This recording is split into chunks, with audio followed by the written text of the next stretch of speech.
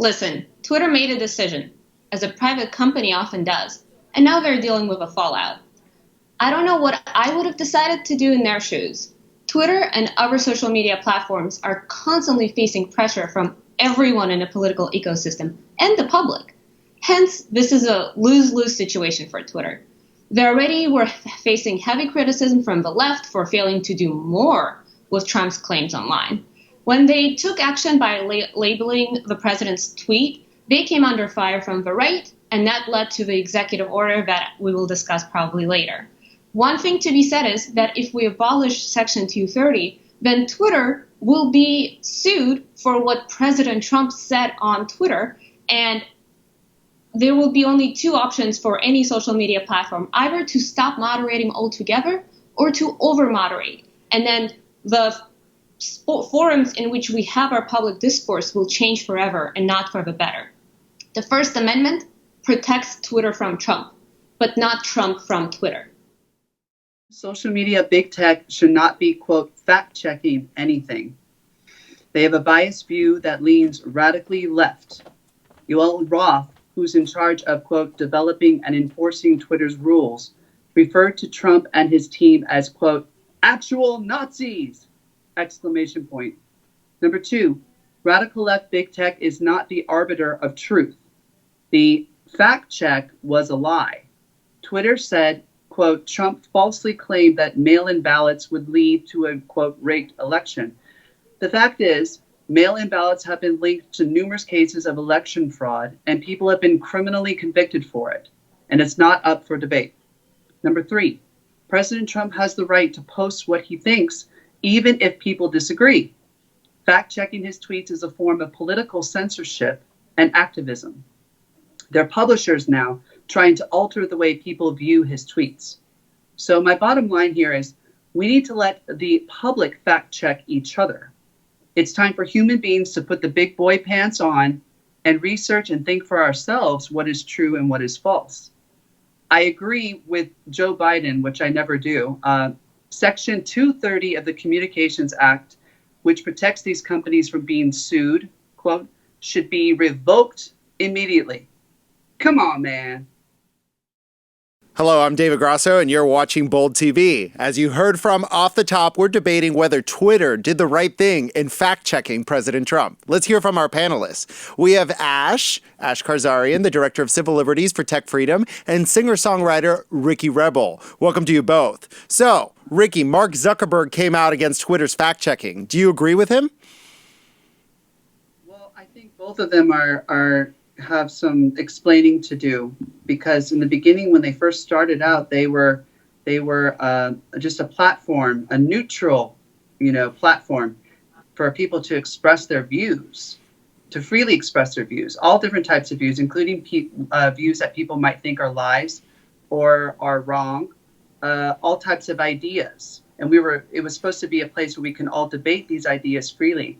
And now all of a sudden not all of a sudden, I mean, it's been happening for a very long time. They're censoring people, and it's primarily censoring conservatives. Many of my friends have been censored. I've been censored. And it's just, if it was more of a thing where they were censoring people equally, we might be able to talk about this.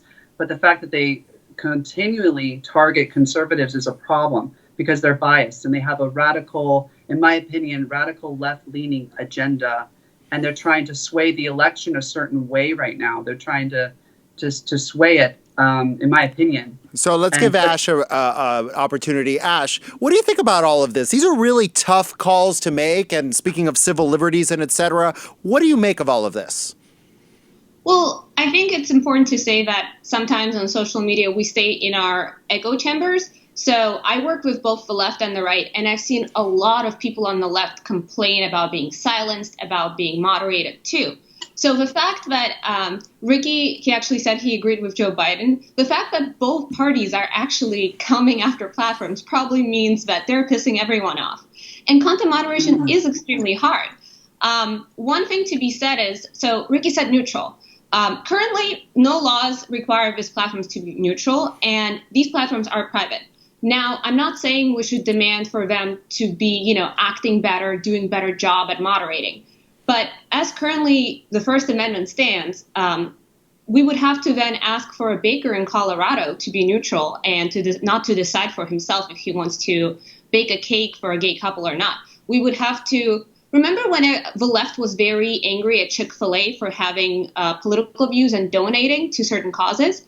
Well, basically now the right is angry at tech companies for its executives being Democratic donors, not all of them, but some of them, and for some of its staff, a lot of it is in Silicon Valley, having more liberal views. So it's basically 180. And someone who works on civil liberties, I care about the future. I care about if we change the laws in a bad way, then we're not going to have the First Amendment protections that America was always famous for.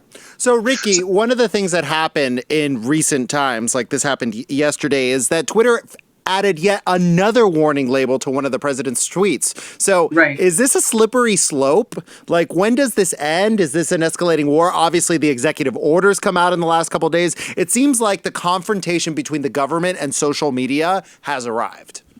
It's arrived, and it's long overdue.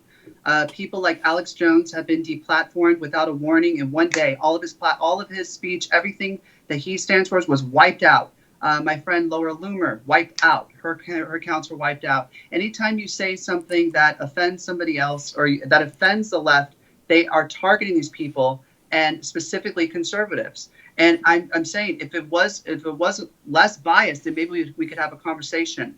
But you know what? They're publishers right now. They're publishing. When Trump tweets now, they have something to say underneath every single one of his tweets. And I, as a viewer, have to listen and watch and see the new published version of his tweets. And that means that they are a publisher, which means they are not protected by that thing, the 230 agreement, okay? Because they're breaking that, they're totally taking advantage of that agreement. Yes, I agree that we should not have horrible, ISIS, decapitating people and things like that online. And yes, they should monitor things like that. But free speech should be free speech. And anybody with a brain should be able to decide what is true and what is false for themselves. I personally do not need Twitter or Facebook to tell me what is true or false. It's my responsibility as a human being to investigate whether or not putting Clorox into my veins is a bad idea. Okay, that's for me to know and for me to decide, because I'm a human being with a brain. Okay, I don't need them to tell me mail-in ballots are a fraud or not. That's for me to investigate. Ash, where does the buck stop with this? Are they responsible for what's going on their platforms? If they start weighing in and adding warning labels to certain people's things and not to others, how does this all work in practice? And legally, are there certain risks for everyone involved? So what Ricky said about the responsibility, Twitter is responsible for that labels. Section 230 does not protect them. Like right now, it does not, because Twitter created content themselves. What Section 230 protects is Twitter from being sued for what I say on Twitter. It protects Facebook from being sued what Ricky says on Facebook, or YouTube being sued for his songs, right?